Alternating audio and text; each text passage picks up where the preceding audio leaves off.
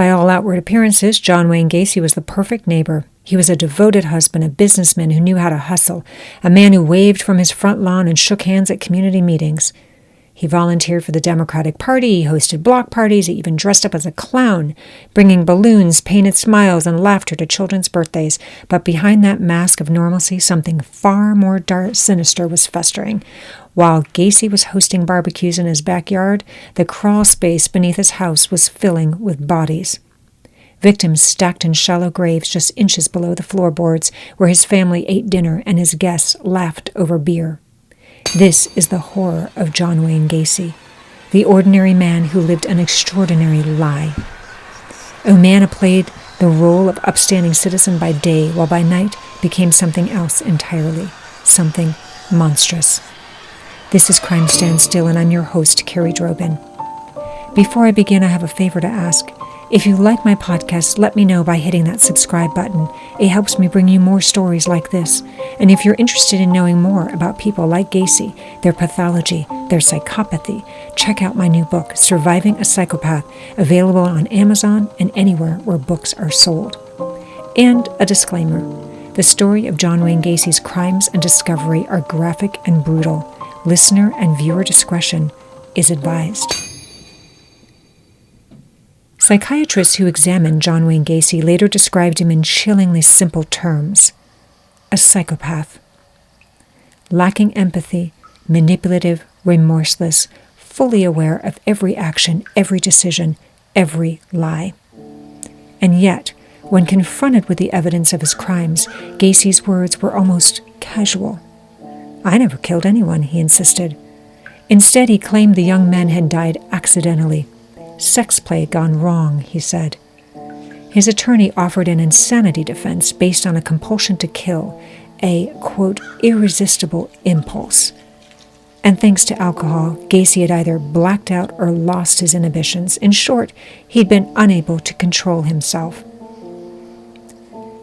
The jury rejected the defense, largely because the prosecutor was able to show that Gacy had planned several of the murders, and his team's psychologists insisted that an irresistible impulse cannot be planned in advance. It does not jive with premeditation. With Gacy, each professional involved ran a standard battery of assessment instruments, such as an IQ test, projective tests, and a self-report inventory. Some of them also examined him for potential brain damage and found none. Each then determined a diagnosis from the results and lined up either for or against the claim that Gacy did not know what he was doing each time he murdered 33 young men.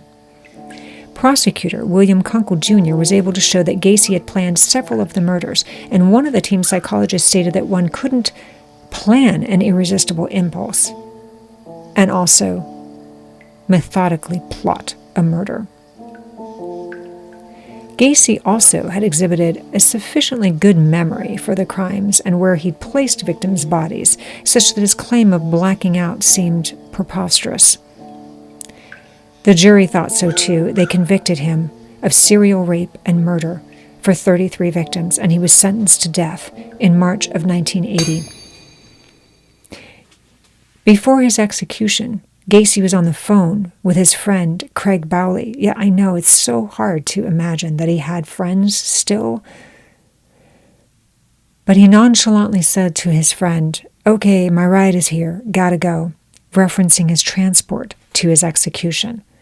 He was unremorseful to the end, and Gacy's final words before being stabbed by that needle on May 10, 1994, were, "Kiss my ass." The injection malfunctioned. He wasn't pronounced dead for 18 minutes. One investigator who witnessed it said that Gacy probably felt more pain than any of his victims, though he did have a much easier death. In my opinion, he got a much easier path than he deserved. One interviewer said, as far as the death penalty goes, if they're going to have a death penalty case and he didn't get it, then they shouldn't have the death penalty at all. In other words, the death penalty was made for people like Gacy. Raphael Tovar, a retired police officer who assisted during the exhumation of the bodies, called the execution closure. He said it was proof that the investigators had done their job. But is it really closure? I mean, is that even possible for victims of Gacy or anybody who has somebody that's got a person who's been murdered? I mean, Gacy waited years on death row. Remember, I said he was sentenced in 1980. And he was put to death in 1994. So that's years lingering on death row while appeals are being taken. During that time, just to add insult to injury, here's a little interesting fact, he became a prolific artist. His clown paintings are highly desired by so-called murderabilia collectors. And his individual works command prices as high as $25,000 each at art auctions. Now, there should be some kind of prohibition on this. I mean, there is with killers who want to write their stories. You know, there's the Son of Sam laws, which I think actually were repealed. But then, just to add to that, okay, so not only is he on death row and becoming creative on death row and waiting as all of his appeals go through their process and everybody knows that he's just guilty as hell, but he still has a legal right to appeal, right? I mean, I used to be a capital lawyer, so I know the routine. I mean, I was a capital lawyer for 15 years, and I had one of my clients during that time period wind up being executed. And it took, over 15 years, because by the time I got the case, he had already been, sentenced to death for years, because I got him on post-conviction. But just to prove a point, it just takes that long. They're just there. They get to live a life that, their victims didn't live. So, anyway, did I say I was a former capital lawyer? So then there's the infamous last meal. So I know for me, this was a really interesting sort of research project, not only what people order, but why they have a last meal. Why feed somebody that you're about to murder or kill, right? Well, just for the record, Gacy asked for fried food. 12 fried shrimp, to be exact. A bucket of KFC chicken with French fries and a pound of strawberries. There have been a lot of really weird last meals. I think Eileen Wuornos, who's one of the few female serial killers out there, just ordered coffee. And it's sort of like I think there have been a lot of theories on this, but the tradition has some ancient superstitious roots. Ghosts, for one, right? There's this idea that requiring a Last Supper will ensure a peaceful passage to the afterlife, as well as a desire to acknowledge the condemned person's humanity by offering a final choice-driven meal, right? It serves to reduce, maybe, guilt for the executioner. So it's kind of a way to acknowledge this sort of shared human experience of death. At least that's the way it's been described to me. What do you think? I mean, do we honestly care about a death row inmate's humanity? Did Gacy even have humanity? I mean, I would argue no. I would argue that we shouldn't care. But, I might be in the minority there. I'm interested to know what you guys think. But anyway, I thought you might find that interesting. It's just a little tidbit on sort of the postscript of John Wayne Gacy and why there's so much attention put on his case. And I think really and truly the reason there's been so much done is because he left this sort of extraordinary evidence trove. Not only did he enjoy the gamesmanship of having people, not suspect him, then suspect him, and, leading this sort of double life. It was like a cat and mouse chase for years until he's finally, arrested and indicted and he's waiting to be tried. And then he just delivers this sort of incredible amount of evidence, the tapes, the confession tapes. You can listen to, I think a lot of them, actually maybe all of them are listed in a podcast called Defense Diaries. And it's pretty fascinating to hear how he really exhibits pretty much the hallmarks of psychopathy. The biggest of which is he just deflects accountability. I mean, you can hear him say in the span of, 5 minutes, he will, accept responsibility. He'll say, yeah, I confess, I did it.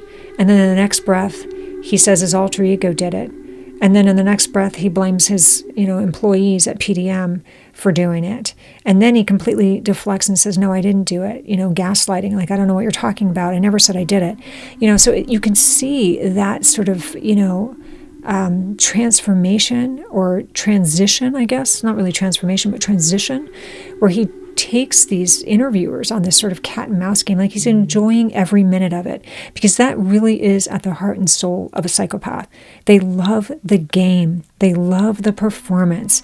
And so for him, I mean, he's literally got a spotlight on his life, his, quote unquote legacy, as he calls it, and it's fascinating from that perspective, but it's also sort of a cautionary tale.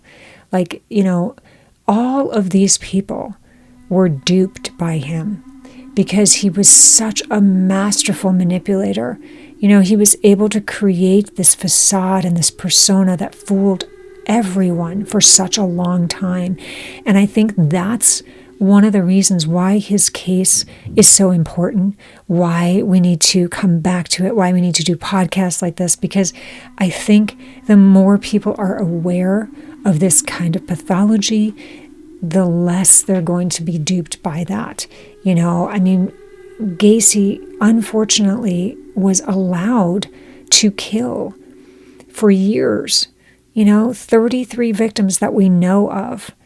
And what a shame, from a conflation of issues that came up, not the least of which was the prosecutor, deciding finally to charge the crimes. But, at each step of the way, you can sort of see how things were bungled, how things fell through the cracks, how Gacy got away with it, and how ultimately, the final arbiter of what they're going to charge him with has to make sure that the evidence they have against Gacy is lock solid, airtight. They don't want to lose a case like this. So I think, having been from both perspectives, I mean, I was a former prosecutor and a former capital defense attorney, and I can see this from both sides. It's such an interesting, just from an intellectual viewpoint, it's such an interesting case to follow, because we can learn so much from it. If we can manage to compartmentalize, I guess. We can't really absorb or digest the kinds of brutality that Gacy was involved in, but if we can compartmentalize it so that we can learn from it, then I think it's a teaching moment, and I think it's something that we can take away and keep coming back to. So it's, and it's one of the reasons that I do podcasts like this, not to sensationalize these crimes, not to put more of a spotlight and a focus on such a monster, but to be, ethically responsible about it. Because at the end of the day, the reason that I devote my time to this, the reason that I research this, is so that I can inform, so that I can educate, that I can, shine light on a gap, because we have to be able to avoid this moving forward. And it's why I wrote a book on surviving a psychopath, because I mean, we can all be manipulated by somebody like Gacy. We can all fall into that trap. We can all want to believe and want to have that human connection. I mean, that's what psychopaths prey on. It's that need to be accepted, like whatever vulnerability you possess, however you show up in the world, is potentially, material for a predator. And so I think the more we talk about it, the more we share it, the more we understand it, the less apt we are to become that next victim. Thanks for listening. If you liked what you heard, please like, share, and subscribe my podcast. It helps me bring you more. And until next time, stay safe, stay informed, and stay tuned.